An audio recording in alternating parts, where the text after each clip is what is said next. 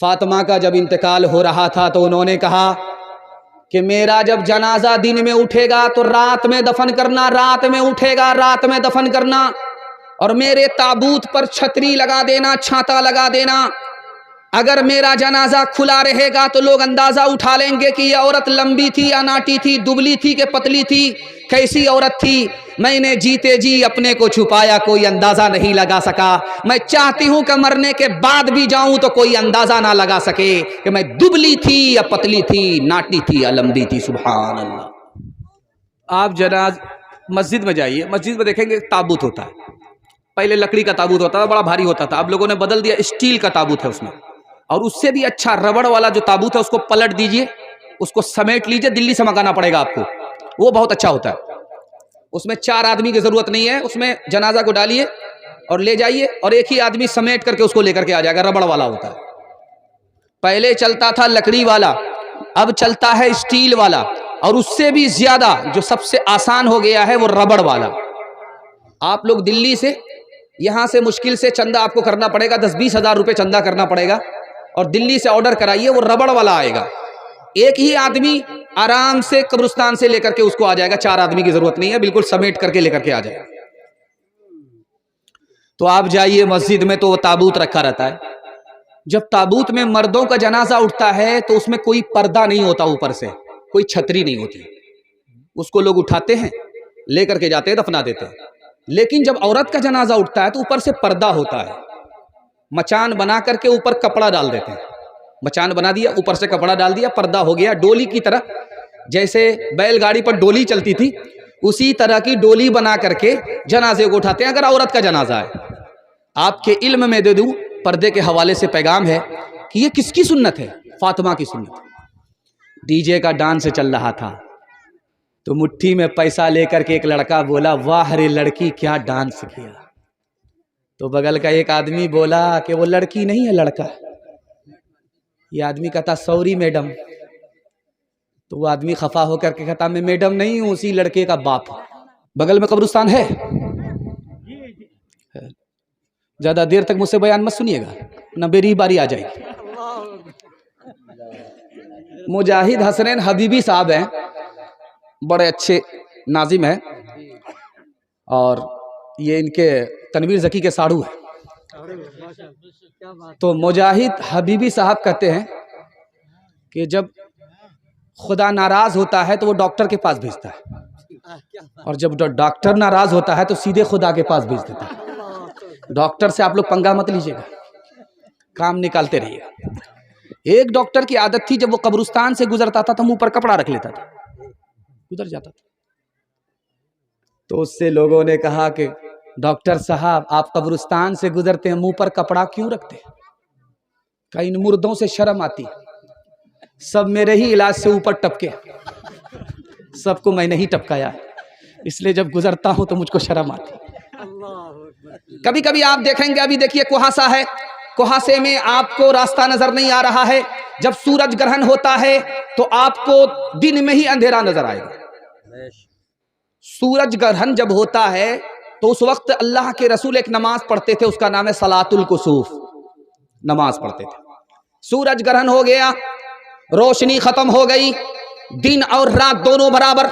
ऐसे मौके से अल्लाह के रसूल सल्लल्लाहु अलैहि वसल्लम की सुन्नत नमाज पढ़ते थे। उस नमाज का नाम सलातुल कुसूफ। नमाज पढ़ा रहे हैं, पढ़ रहे हैं, लेकिन उसमें अजीब दुआ फरमाई। आपने उसमें दुआ फरमाई, ऐ मेरे अल्लाह, मैं अज़ाबे कब्र से पनाह मांगता हूं। हाफिज जलालुद्दीन सुयूती रहमतुल्लाह अलैह लिखते हैं कि भाई, नमाज हो रही है सूरज ग्रहण के मौके से, पनाह मांगी जा रही है कब्र से, कब्र के अजाब से, बात क्या है? तो लिखने वाले ने लिखा कि जब सूरज ग्रहण होता है तो अंधेरा हो जाता, जमीन पर अंधेरा, घर में अंधेरा, घर से बाहर अंधेरा, हर तरफ अंधेरा। अंधेरे को देख करके अल्लाह के रसूल को कब्र का अंधेरा याद आ गया, इसलिए इस मौके से अजाब कब्र से पनाह मांगी। सुभान अल्लाह। जब आसमान पर सूरज होता है अरब में, तो जमीन ऐसे खोलती है जैसे चूल्हा आग से खोलता है, ऐसे खोलता है। अल्लाह के रसूल सल्लल्लाहु अलैहि वसल्लम ने सहाबा को जमा किया, कहा कि चप्पल उतारो। चप्पल उतार करके, जूता उतार करके, नंगे पैर इस तपती रेत पर पांव रख करके हिसाब दो। मैंने कल तुम्हें 100 रुपए दिया था, 500 रुपए दिया था, 1000 रुपए दिया था, कहाँ खर्च किया, कितना बचा, कितना खर्च किया, कैसे खर्च किया, कहाँ खर्च किया। पहला आदमी चप्पल उतार करके आया, हिसाब में फेल हो गया। सर अलग खोल रहा है, पांव अलग जल रहा है, किसी को हिसाब याद नहीं। हजरत अली की बारी आई, जूता उतारा, तपती रेत पर पांव रख करके फटाफट हिसाब दे दिया। अल्लाह के रसूल ने कहा मुबारक हो, अली को सिर्फ 1 रुपए मिला था, झटाझट हिसाब दे दिया। याद रखो, इस दुनिया में जितना कम पैसा होगा आखिरत में हिसाब उतना आसान होगा। इस दुनिया में जितना ज्यादा पैसा होगा आखिरत में उतना हिसाब मुश्किल होगा। पीर साहब बेगमपुर आए तो मुरीद ने कहा कि पीर साहब बहुत सूख गए हैं, आप इलेक्शन लड़ करके आ रहे हैं क्या? बहुत सूख गए थे, दुबले पतले थे। कहा कि मैं तो पुल सिरात पर गुजरता हूं, उसी पर गुजरने की वजह से मैं थोड़ा दुबला हो गया। तो मुरीद बड़ा खुश हुआ, ये मकई की खेती है, चलिए हम आपको दे देते हैं सब के सब। आपने दिल जीत लिया, पुल सिरात पर हमारी तरफ से आप गुजर करके पास हो गए, चलिए ये ज़मीन आपको हम दे देते हैं, ये खेत, ये अख्तिया मकई है, ये ले जाइए। अब पीर साहब ने सोचा कि जब लोहा गर्म है तो चोट मार ही देते, कल के चक्कर में कहीं ऐसा न हो जाए कि अपने इरादे को बदल दे, जबान से फिसल जाए। कहा कि चलिए दिखा दीजिए हमको खेत कहाँ है। तो आप देखेंगे खेत में डोल होती है, उसी को हम लोग आर बोलते हैं, आल बोलते हैं, उसको डोल बोलते हैं। तो मुरीद ने कहा कि पीर साहब ये डोल है, इस पर चलिए, जहां तक चलिएगा वो खेत आपका है। अब पीर जब चलना शुरू किया तो कभी इधर गिर जाए, कभी उधर गिर जाए। मुरीद ने पीछे एक लात खींच करके मारा कि खेत की डोल पर तो चला नहीं जाता है, अब पुल से रात से रोज गुजरते हैं। किसी गुलफाम को कफना रहा हूँ, किसी गुलफाम को कफना रहा हूँ, जनाजा हुस्न का दफना रहा हूँ, जनाजा हुस्न का दफना रहा हूँ। लगाना दिल का इनफानी बुतों से, लगाना दिल का इनफानी बुतों से, अब बस है दिल को ये समझा रहा हूँ, अब बस है दिल को ये समझा रहा हूँ, अब बस है दिल को ये समझा रहा हूँ। अभी तनवीर ज़की साहब आपसे कह रहे थे कि आहिस्ता सुभान अल्लाह बोलिए, तो आप लोग जोर से बोल रहे थे। जब कहा कि जोर से बोलिए तो और जोर से बोल रहे थे। जब हम लोग बयान करने बैठे हैं तो आप लोग खामोश हो गए और ऐसे बैठ गए हैं जैसे लगता है कि दावत में बैठे हैं, खाना खत्म हो गया। अल्लाह आप लोगों की मायूसी को खुशी में तब्दील फरमाए। आमीन आमीन माशाअल्लाह। आप देखेंगे रात में चोरी किस वक्त होती है? 12 बज जाने के बाद। उस वक्त आदमी गहरी नींद में होता है और चोर मौके से फायदा उठा लेता है। लोगों को मीठी नींद में देख करके चोर को फायदा हो जाता है। जितनी बकरी चोरी हुई है देखिए उसका टाइम है 2 से लेकर के 3, 3 से लेकर के 1, 1 से लेकर के 3, इसी के बीच में बकरा बकरी की चोरी होती है। और ड्राइवर साहब एक इस पिंडाल में बैठे, उनका तो रिकॉर्ड टूट गया है। उनकी जितनी बकरी चोरी होती है उतना ज्यादा सोते हैं वो। चोर को पता चल गया है कि बड़ा अच्छा हमको खरीदार मिला है। तो चोर ने मौके का फायदा उठा करके, अभी सब लोग सो रहे हैं, चलते हैं हाथ साफ करते, तो एक बूढ़े के घर में घुस गए, सब कुछ समेट लिया, पुटरी बांध करके जब जाने लगे कि बूढ़े की आंख खुली। बोला हो साहब कहाँ जा रहे हो? कहा ससुराल आए थे, जो बचा था लेकर के जा रहे। तो बूढ़ा हाथ उठा करके कहता है कि कैसी मनहूस रात आज की है, मेरा तो सब कुछ चला गया। चोर पलट करके कहता मनहूस सबके लिए नहीं है, तुम्हारे लिए, हमारे लिए तो माला माल रात है। आप जब देखेंगे दस्तरखान पर आदमी बैठता है तो इतना छोटा लुकमा होता है, जब हाथ में लेता है वो इतना छोटा हाथ में है, और जब हलक के नीचे उतरता है और छोटा हो जाता है। इतना छोटा लुकमा उठाया वो सिर्फ हराम है, बाकी सब हलाल है। दूसरा लुकमा उठाया वो भी हराम, हलक के नीचे उतरा और छोटा, छोटा पैक बड़ा धमाका, कितना बड़ा नुकसान है।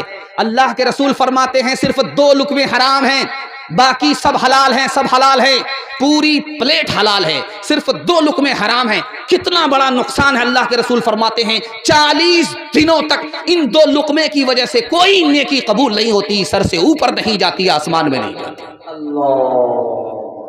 जब 2 लुक़मे का ये नुकसान है तो गोदाम भरने का कितना बड़ा नुकसान होगा। अभी तो जमाना चल रहा है रुपया का, और आज से 40 साल 50 साल पहले जमाना चलता था पैसे का। तो आप देखते होंगे 10 पैसा, 5 पैसा, 20 पैसा। पैसे का जमाना खत्म हो गया, रुपया का जमाना है। इस दौर में पैसे की कोई कीमत नहीं है, रुपया का जमाना चल रहा है। लेकिन अल्लाह के रसूल फरमाते हैं कि 2 पैसा किसी ने किसी का मारा, सिर्फ 2 पैसा। रुपया की बात छोड़िए, 1000 की बात छोड़िए, लाख की बात छोड़िए, करोड़ की बात छोड़िए, सिर्फ 2 पैसा मारा। रुपया की बात छोड़िए, सिर्फ 2 पैसा मारा, कितना बड़ा नुकसान। अल्लाह के रसूल फरमाते हैं 700 मकबूल नमाजें उसके नाम अमाल से इसके बदले छीन ली जाएगी। जब 2 पैसे का इतना बड़ा नुकसान, तो लाखों करोड़ों हजारों का कितना बड़ा नुकसान होगा। हाथ उठाइए, वादा कीजिए, लूट करके लाएंगे, कूट करके खाएंगे। हाथ उठा दीजिए इंशाअल्लाह। एक चचा ने हाथ उठाया। मैं आपको कुछ नहीं कहूंगा, ऊपर से आपको लाइसेंस मिला हुआ। अच्छा, दिन में देखिएगा कुत्ता बोलता है, रात में गीदड़ बोलता है। कि गीदड़ जब बोल रहा था तो बादशाह ने वजीर से पूछा क्या कर रहा है, क्यों बोल रहा। कहा हुजूर इसको जाड़ा लग रहा है। तो बादशाह ने वजीर से कहा इसको कंबल बांट करके। अगले दिन जब गीदड़ फिर दोबारा चिल्लाना शुरू किया तो बादशाह ने कहा कंबल नहीं बांट दिया था। कहा हुजूर बांट दिए थे। अब क्यों रो रहा। कहा हुजूर वो रो नहीं रहे, वो दुआ दे रहे। क्या देते थे। क्यों तुमने लगाए हैं यहाँ जुल्म के डेरे, धन साथ न जाएगा, बने क्यों हो लुटेरे, बने क्यों हो लुटेरे, पीते हो गरीबों का लहू शाम सवेरे, शाम सवेरे। खुद पाप करो, खुद पाप करो, नाम हो शैतान का बदनाम, इंसान बनो कर लो भलाई का कोई काम, दुनिया से चले जाओगे रह जाएगा बस नाम। लाखों यहाँ शापनी दिखाते हुए आए, दम भर के लिए नाच गए धूप में साए, धूप में साए। वो भूल गए थे कि ये दुनिया है सराय, दुनिया है सराय। आता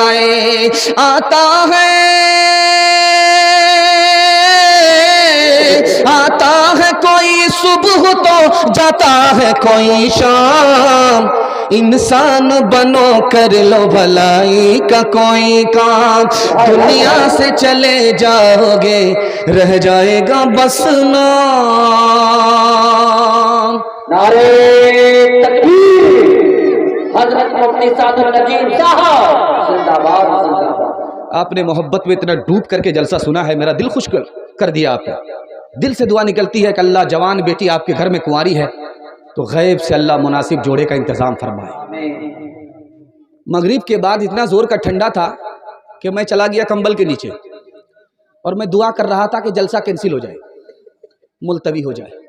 जल्ले तू जलाल तू इस बला को टाल तू। उसके बाद हाफिज परवेज साहब का फोन आया, कहाँ है, जलसा तो हो रहा है। हमने कहा हम तो फूल पागल हैं कि इस ठंडी में जलसा करने के लिए जाए, और जलसा सुनने वाले हमसे बड़े पागल होंगे। खैर, आपकी मोहब्बत को सलाम करता हूँ, आपको दिल से मुबारकबादी देता हूँ कि आपने मीठी नींद कुर्बान करके ठंडी की परवाह किए बगैर, अगर पैसा दे करके भी आपको लोग रैली में बुलाते तो कभी आप नहीं जाते इस ठंडा में, लेकिन अल्लाह और रसूल के नाम पर आप आए हैं। मैं दिल से दुआ करता हूँ अल्लाह आपकी जवान बेटी के लिए गैब से मुनासिब जोड़े का इंतजाम फरमाए। आमीन, आमीन, आमीन। निकाह कितना आसान था, आज कितना मुश्किल है, आपको पता है, बताने की कोई ज़रूरत नहीं। निकाह से मुश्किल आज के दौर में कोई काम नहीं है, लेकिन निकाह कितना आसान था आपको सुनकर कह रहे हो कि उतना आसान कोई काम ही नहीं था। जुमा का दिन हो या ना हो निकाह हो जाता, महर नगद हो या उधार निकाह हो जाता, और महर नगद हो या उधार हो तब भी निकाह हो जाएगा, काजी हो या ना हो, काजी के बगैर भी निकाह हो जाएगा। दो आदमी की मौजूदगी में अगर लड़का बोले मुझे लड़की पसंद, लड़की बोले मुझे लड़का मंजूर, मियाँ बीवी राजी, तो क्या करेगा काजी? निकाह हो जाता। लेकिन निकाह मुश्किल कैसे हुआ? आपको हैरत की बात होगी, मर्दों से नहीं औरतों से निकाह मुश्किल हुआ।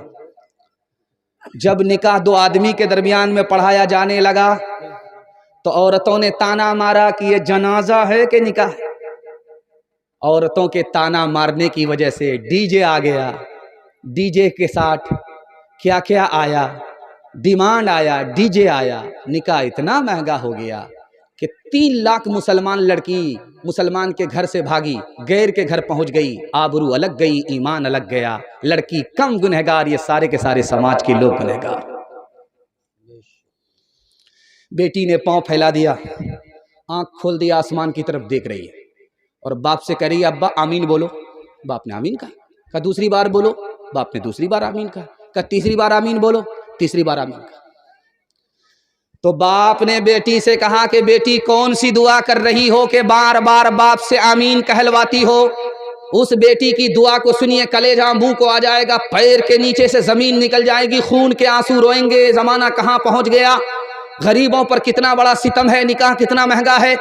उस लड़की ने कहा कि अब्बा मैंने दुआ किया है कि मेरे परवरदिगार, मेरे माँ बाप ने, समाज ने मुझे निकाह से महरूम किया, मैं बूढ़ी हो गई, बीमार पड़ गई, अब तेरे पास जा रही हूँ, तू अपनी जन्नत से मेरे माँ बाप को, समाज को महरूम कर दे। इस पर मैंने दुआ की। हुजूर के जमाने में 2 दावत थी। एक दावत थी वलीमे की, कौन करता था? बेटा वाला। दूसरी दावत थी, उसका नाम अकीका, कौन करता था? बेटे वाला। लेकिन इस जमाने में एक तीसरी दावत है, बारात की दावत। करता कौन है? मेहमान बेटे वाले का और दस्तरखान बेटी वाले का। ये दावत नहीं है, अदावत है। बोल करके आते हैं 230, गिनती में निकलते हैं 420। चोर बन करके आते हैं, डाकू बन करके जाते हैं। हमारा तो ये हाल अब हो गया है, हकीकत बहुत कम, दिखावट ज्यादा। हमारा तो ये हाल अब हो गया है, कोई चीज असली तो मिलती कहाँ है, हर एक चीज नकली, मिलावट ज्यादा। कोई चीज असली तो मिलती कहाँ है, तेरी पारसाई की शीशागरी है, दुकान गोया फीकी, सजावट ज्यादा। दुकान गोया फीकी, सजावट ज्यादा है। इंसानियत भागती आज हमसे कि अखलाक की है गिरावट ज्यादा है। इंसानियत भागती आज हमसे। हाथ उठाइए, वादा कीजिए, बेटी में देंगे, बेटे में लेंगे। हाथ उठा दीजिए इंशाअल्लाह। खैर माशाअल्लाह, डिस ब्रेक मार करके आपने साबित किया है कि आप पिंडाल में हैं, ससुराल में नहीं। अल्लाह हमारे सुनाने को, आपके सुनने को बेहद कबूल फरमाए। बस आ रहा है, मैं आपकी परेशानी को समझ रहा हूँ। आप जितने परेशान अपनी बीवी से हैं, किसी और से नहीं। मैं आपकी परेशानी को ख़त्म कर दूंगा। आ रहा है, बस जवानों के हवाले से पैगाम, और यहाँ से लेकर के वहाँ तक आप लोग सुनने के लिए तैयार? जोश के साथ हाथ उठाइए इंशाअल्लाह। आप देखेंगे कि सबसे बड़ी मुसीबत अगर किसी का जनाजा उठता है तो किस पर होती है जानते हैं? बीवी पर। बीवी के ऊपर कयामत टूट जाती है। इसीलिए सब लोग कितने दिन शोक मनाते हैं? 3 दिन। और बीवी कितने दिन शोक मनाती है? 4 महीना 10 दिन। अल्लाह। शौहर का इंतकाल हो गया, वो धर पीट रही है, कह रही है मेरा शौहर मेरी दुकान छोड़ करके गया, चलाएगा कौन? फौरन देवर कहता मैं चलाऊंगा। आप क्यों घबराती हैं भाभी, हम चलाएंगे। भाभी ने कहा कि मेरा शौहर कार छोड़ करके गया है, चलाएगा कौन? फौरन वो लालची देवर कहता है मैं चलाऊंगा, आप परेशान क्यों होते? भाभी कहती है रोते हुए जनाजे पर सर को पीटते हुए, सीना पीटते हुए कि मेरा शौहर कपड़ा छोड़ करके गया है, कीमती कीमती पहनेगा कौन? तो फौरन ये लालची देवर कहता मैं। अब उस बेवा ने कहा जनाजे पर मातम करते हुए कि मेरे शौहर का इतना कर्जा है, कौन अदा करेगा? वो देवर चुप हो गया। अब वो लोगों से कहता है कि सब बार हम ही बोलेंगे, आप लोग कब बोलेंगे? जब मेरा जनाजा उठ जाएगा तब बोलेंगे। मीठा मीठा हफ हफ, कड़वा कड़वा थू थू। अल्लाह के रसूल से मुसाफा हो रहा है। मुसाफा जब किया सहाबी ने तो हाथ बड़ा सख्त था। अल्लाह के रसूल का हाथ नरम, उसका हाथ बड़ा सख्त। तो अल्लाह के रसूल ने कहा कि ये तुम्हारा हाथ है कि पत्थर है? तो सहाबी का दिल छोटा हो गया, सर झुका करके शर्मिंदा हो करके कहा या रसूल अल्लाह, मैं गरीब आदमी हूँ, मेहनत मजदूरी करता हूँ, माँ बाप के लिए, बाल बच्चों के लिए पत्थर तोड़ता हूँ, हलाल रोजी कमाता हूँ, गरीब आदमी हूँ, उसकी वजह से हाथ सख्त हो गया। अल्लाह के रसूल ने सोचा कि ये जवान मारे शर्म के सर गाड़ रहा है, इसका दिल छोटा हो गया। अल्लाह के रसूल ने उसे हौसला देते हुए कहा तुम अपना दिल छोटा क्यों करता है? अरे मेहनत मजदूरी करते हो, हलाल के लिए पसीना बहाते हो, पत्थर तोड़ते हो, तुम्हें पता नहीं ये शर्म की बात नहीं है, ये करम की बात है। तुम अल्लाह के दोस्त हो, तुम्हें दिल छोटा नहीं करना चाहिए, ये इज्जत की बात है, मेहनत जिल्लत की बात नहीं है। आया जवान मस्जिद में, जोहर पढ़ करके बैठा हुआ है, मस्जिद से निकल ही नहीं रहा। असर पढ़ करके बैठ गया, मस्जिद से निकल ही नहीं रहा। मगरिब पढ़ करके बैठ गया, इशा में निकल ही नहीं रहा। अल्लाह के रसूल ने कहा ये जवान कमाता नहीं है, ये तो हाथ धो करके मस्जिद में पड़ा हुआ है, मस्जिद से निकलता ही नहीं। तो अल्लाह के रसूल ने किसी से पूछा कि ये जवान खाता कमाता कहां से? कहा हुजूर इसका भाई कमाता है, इसको खिलाता है, ये मस्जिद में बैठ करके उसकी खैरात पर रुकू करता है, सजदा करता है। उस मौके से अल्लाह के रसूल ने फरमाया याद रखो, जो इसके भाई का रुतबा है वो इसका नहीं है। ये रुकू सजदा करके मस्जिद में पड़ा रह करके भी छोटा है, वो मस्जिद से बाहर मस्जिद के अंदर नमाज पे पढ़ करके वो बाहर निकलता है, दुनिया कमाता है। वो दीन दुनिया दोनों एक साथ कमा रहा है, ये सिर्फ दीन कमा रहा है। रुतबा उसका बड़ा है, रुतबा इसका छोटा है। आपने देखा होगा जनवरी में जब जश्न मनाने के लिए लोग बेगमपुर से बाहर निकल गए, कहां गए? तो वो पुल के नीचे चूल्हा बनाया और खाना बनाया, चखना लिया, दारू पी करके बिस्मिल्लाह खराब किया और खुश हैं कि 2026 बड़ा अच्छा गुजरेगा। बिस्मिल्लाह खराब हो गया, अच्छा गुजरेगा। जैसे 2025 गुजरा है वैसे ही 26 गुजरेगा। तो जब जश्न मनाने के लिए 4 जवान तैयार हुए, खाना उना मसाला मुर्गा मसाला लेकर के सब लोग बाहर निकले। तो एक जवान ने कहा रे लकड़ी लाओ, वो कहता मेरे पाँव में दर्द है। कहा मसाला पीसो, तो कहता हाथ में दर्द है। कहा रे सालन कच्चा है कि पक्का है, जरा चख करके देखा, कहा मुझको सर्दी है। जब खाना तैयार हो गया, ये 3 जवान कहते अरे खाना तो खा लो। तो बोलता बार बार इनकार करना ठीक नहीं है, जब खाने के लिए कह रहे हो तो खा रहे हो। बेकोशिश बेजोहदे समर किस को मिला है, बेगोता जनी गंजे गोहर किस को मिला है, बेखून पिए लुक़्मे तर किस को मिला है, बेजोर कशी ताजे ज़ुफ़र किस को मिला है, बेखाक के छाने हुए ज़र किस को मिला है,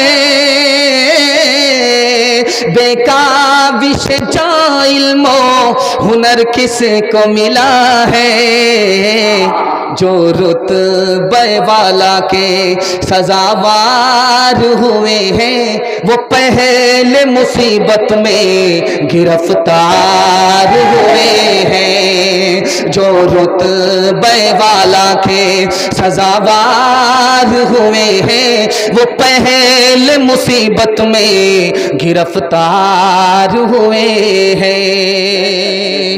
अभी सरफराज सुंबुल साहब माइक पर आकर के बोले, मैं पहली मर्तबा बेगमपुर में आया हूं, लेकिन पीछे से किसी ने कहा 3 बार आकर के भी बोल रहे हैं पहली बार आ रहे। तो पीछे से किसी साहब ने कहा 2026 में पहली बार आए। तो आप उल्टा सिल्टा बोलते जाइए, पीछे रफू करने वाले मौजूद हैं, दिक्कत नहीं है। 12 बज जाने के बाद सब कुछ जायज हो जाता है। ध्यान से सुनिएगा, तेजी के साथ निकल जाएगा। शराब के हवाले से हमारे जवान यहां से लेकर के वहां तक सुनने के लिए तैयार। जोश के साथ हाथ उठाइए इंशाअल्लाह। जवानी में पकड़ा है, बुढ़ापे में छोड़ देंगे, हाथ उठाइए इंशाअल्लाह। माशाअल्लाह, यहां आकर के फंसे। बहुत देर से मैं इंतजार कर रहा था कि कोई फंस नहीं रहा है जाल में, लेकिन यहां आकर के फंसा है।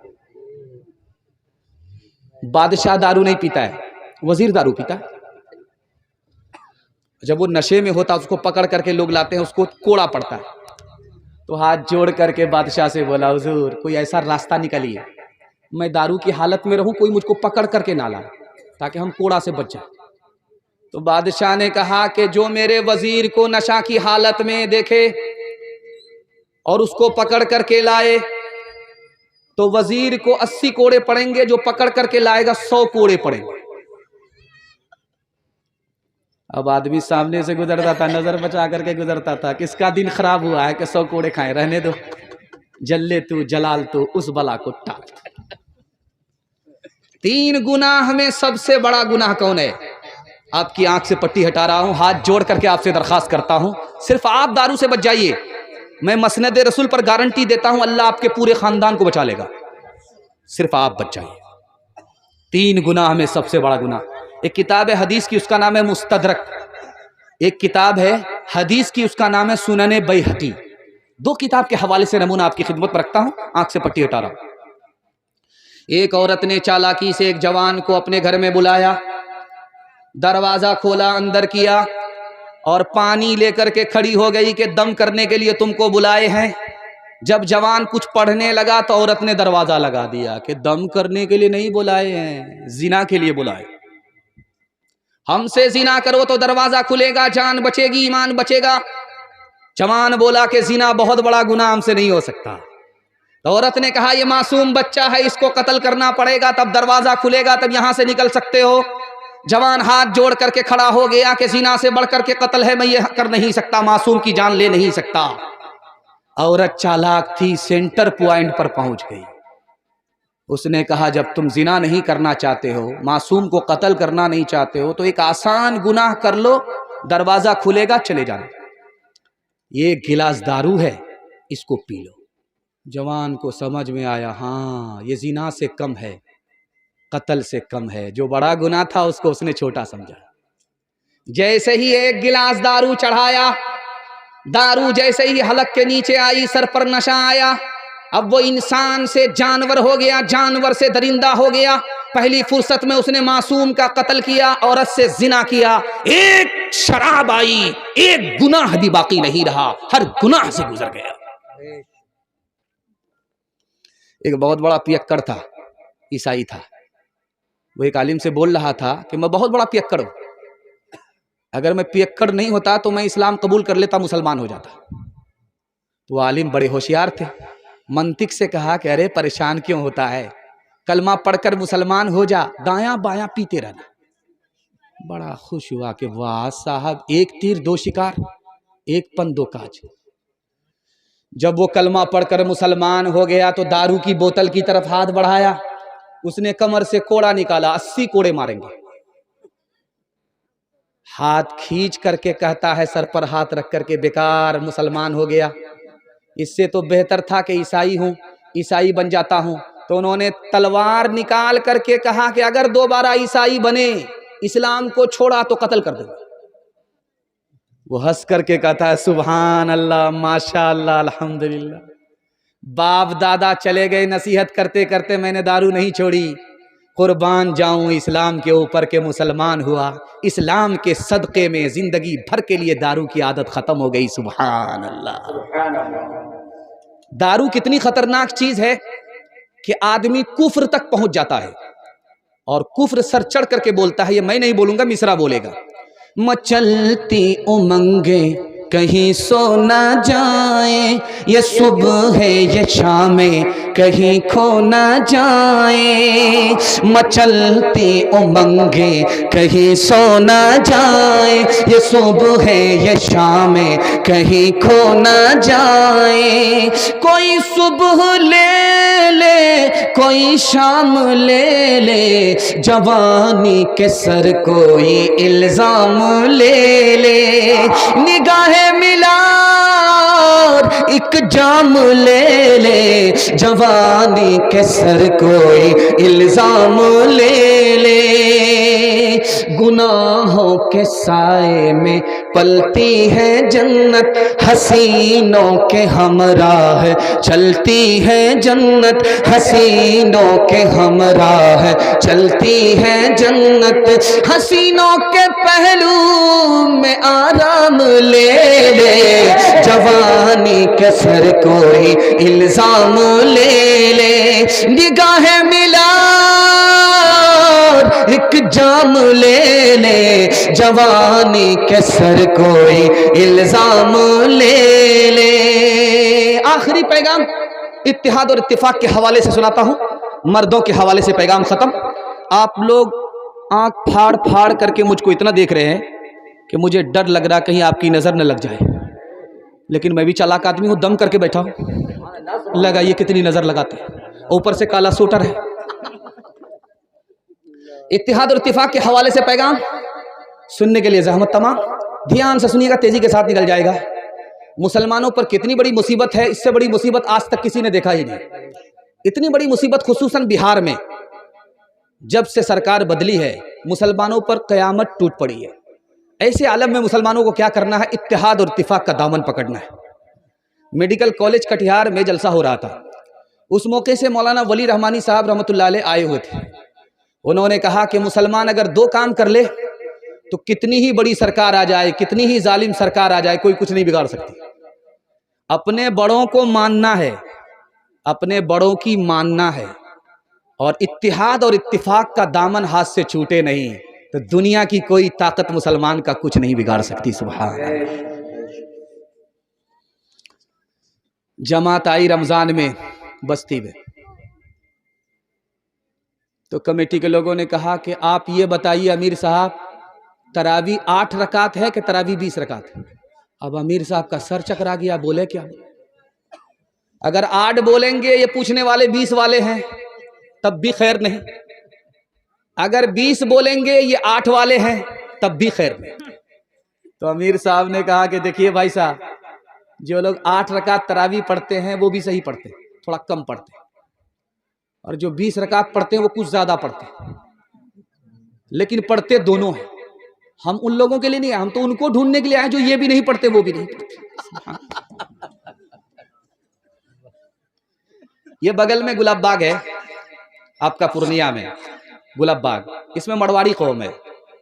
मड़वाड़ी कौम सिर्फ गुलाब बाग में नहीं है, गुलाब बाग से लेकर के आप चलते जाइए हाईवे पर, दाएं बाएं जो भी जमीन आप देख रहे हैं, गोदाम देख रहे हैं, और आप देख रहे हैं खाली जमीन जो देख रहे हैं, वो यहां से लेकर के वहां तक देखिए गुलाब बाग के मड़वाड़ियों ने खरीदा है।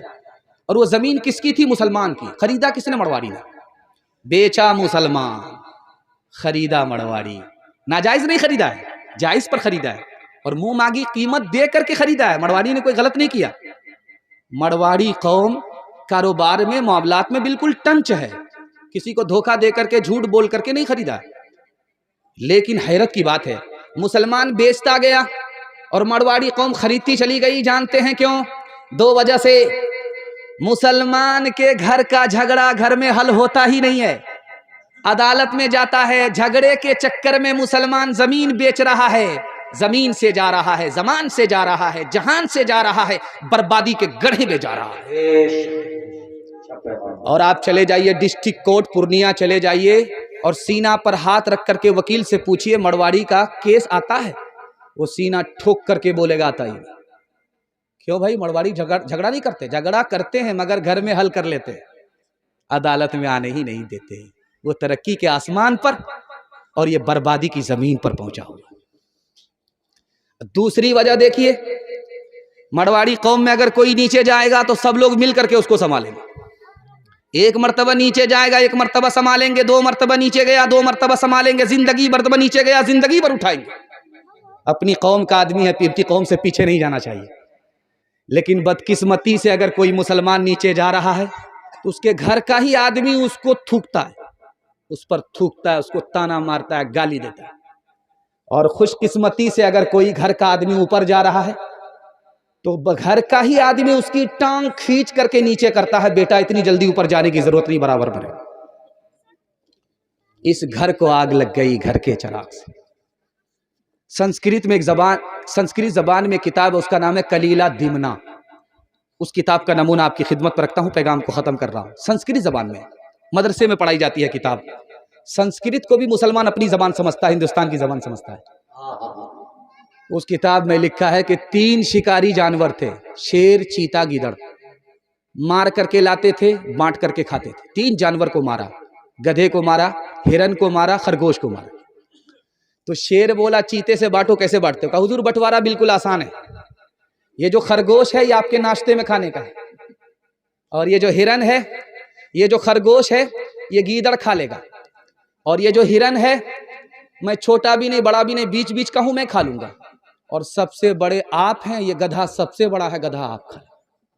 शेर को गुस्सा आया, मारा मुंह पर तमाचा खींच करके कि सबसे बड़ा गधा उल्लू का पट्टा मैं नजर आ रहा हूं, मैं इस बंटवारे को नहीं मानता। शेर चाहता था कि उसके हिस्से में हिरन आए, चला गया गधा, उसने कहा इस बंटवारे को नहीं मानता। अब उसने गीदड़ से कहा बांटो, कैसे बांटते हो? कहा हुजूर बंटवारा बिल्कुल आसान है। ये जो खरगोश है ये आपके नाश्ते में खाने का है, ये जो हिरन है ये आपके दोपहर में खाने का है, ये जो गधा है ये आपके सहरी में खाने का। तो शेर बोला, वाह रे गीदड़, क्या बंटवारा किया, सब मेरे लिए। कहा हुजूर आप तो राजा हैं, बचा तो रोजी, नहीं बचा तो रोजा। सुभान अल्लाह, किस स्कूल से पढ़ करके आए हो बेगमपुर के? कहा हुजूर किसी स्कूल से नहीं पढ़ा, किसी मदरसे से नहीं पढ़ा, उस एक तमाचे ने बता दिया कि बंटवारा कैसे होगा।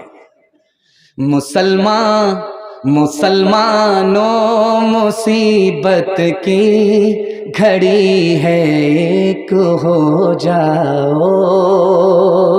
मुसलमानों मुसीबत की घड़ी है, एक हो जाओ। तुम्हारी कितनी ताकत है, सितमज़ादों को दिखलाओ। मुसलमान सताए जा रहे हो हर जगह, मजलूम बन के तुम जियोगे कब तलक दुनिया में भी, मग़मूम बन के तुम। उठो दुश्मन से लड़ने अब जरा मैदान में आओ। उठो दुश्मन से लड़ने अब जरा मैदान में आओ। मुसलमानों मुसीबत की घड़ी है, एक हो जाओ। सलाहुद्दीन के जैसा ही छा जाओ ज़माने में। उठो असलाफ की तारीख दोहराओ ज़माने में। अलम इस्लाम का तुम मस्जिदे अक़सा पे लहराओ। अलम इस्लाम का तुम मस्जिदे अक़सा पे लहराओ। मुसलमानों मुसीबत की घड़ी है, एक हो जाओ। हाथ उठाइए, वादा कीजिए, एक बनेंगे, नेक बनेंगे, घर के झगड़े को घर में हल करेंगे। हाथ उठा दीजिए इंशाअल्लाह। जो नीचे जाएगा उसको थूकेंगे, हाथ उठा दीजिए इंशाअल्लाह। खैर माशाअल्लाह। चलिए, जैसा आपका दाल चावल वैसा मेरा फातिहा। औरतों के हवाले से सिर्फ 3 पैगाम, देखते ही देखते आपका जलसा खत्म हो गया। मोहब्बत में डूब करके इतना आपने सुना कि मुझे भी पता नहीं चला, आपको भी पता नहीं चला। अल्लाह से दुआ करता हूं अल्लाह इस जलसे को जमीन से लेकर के आसमान तक कबूल फरमाए। बेगमपुर में बहू आई, कहां से? रंगपुरा से। जब आई तो बोल ही नहीं रहे किसी से, तो उसकी सास को लोगों ने ताना मारा, कैसी बहू लेकर के आई? रंगपुरा का आदमी तो बहुत बोलता है, ये तो गोंगी है, कुछ बोल ही नहीं रही। अब सास परेशान कि भाई आखिर हो क्या गया इसको। ये रंगपुरा से आई बेगमपुर और खामोश है, बोल ही नहीं रही है। तो कान में उसकी सास ने कहा, बेटी मैं रुसवा हो रही हूं, लोग मुझको ताना मार रहे हैं कि तू आई है, तू कुछ बोल ही नहीं रही, गोंगी तो नहीं है। तो बहू ने कहा कल से बोलूंगी। अब सास का कलेजा चौड़ा हो गया कि सुभान अल्लाह, कल से बोलेगी। चिल्ला तोड़ करके क्या बोलेगी? अब इंतजार में सास है कि बोलेगी भी तो क्या बोलेगी। अब सास बेचारी इंतजार में बैठी कि क्या बोलेगी। तो कहती बेटी क्या बोलो बोलो। तो कहती अम्मा ये बताइए कि अगर आपका बेटा मर जाएगा तो मेरा दूसरा निकाह कीजिएगा ना? अस्तगफिरुल्लाह ला हौला वला कुव्वता इल्ला बिल्लाह। नहीं बोलती तो अच्छा ही था, बोल करके तो बहुत बेकारे कर दिया। लड़की है तो हर हाल में आपको पढ़ाना होगा। कैसे? लड़की है तो हर हाल में पढ़ाना पड़ेगा। कैसे? घर में रखिए तब भी पढ़ाना पड़ेगा, घर से बाहर नौकरी पर भेजिए तब भी पढ़ाना पड़ेगा। लड़की है तो हर हाल में पढ़ाना पड़ेगा।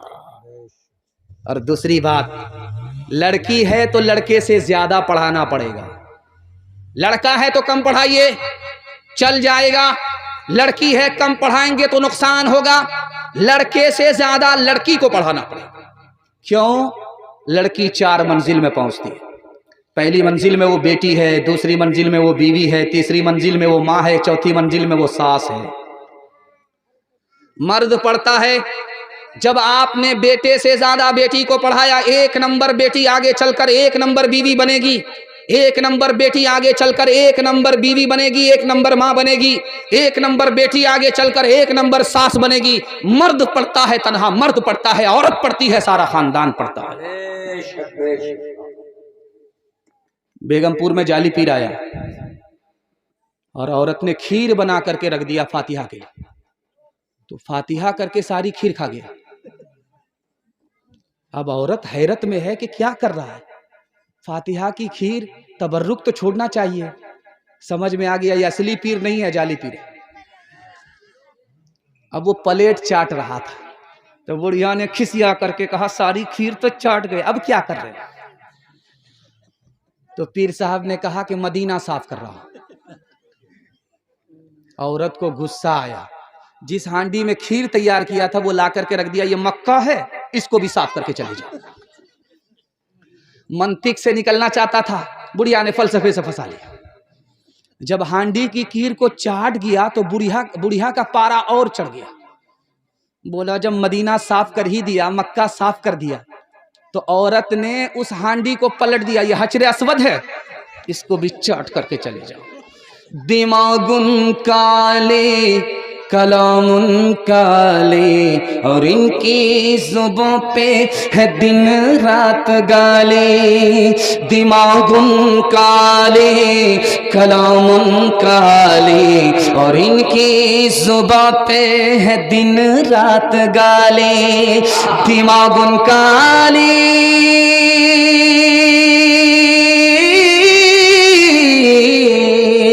दिमागुन काली कलामुन काली और इनकी जुबां पे है दिन रात गाली। पसंद को दाना की बात करना और मरगूब इनको है बकवास करना। पसंद उनको दाना की बात करना और मरगूब इनको है बकवास करना। पैगाम खत्म हो गया, बस आखिरी पैगाम आपकी खिदमत में ज़हमत तमाम पर्दे के हवाले से यहां से लेकर के वहां तक सुनने के लिए तैयार। जोश के साथ हाथ उठाइए, इंशाअल्लाह बहन से ज्यादा साली पर मेहरबान। इस बार मैंने चालाकी किया। मैं जब पहले हाथ उठाता था तो सही सवाल करता था, दूसरा सवाल मैं गलत करता था, इस बार मैंने अंदाज बदल दिया, पहले ही सवाल गलत किया। बहन से ज्यादा साली पर मेहरबान, माशाअल्लाह क्या जोश था।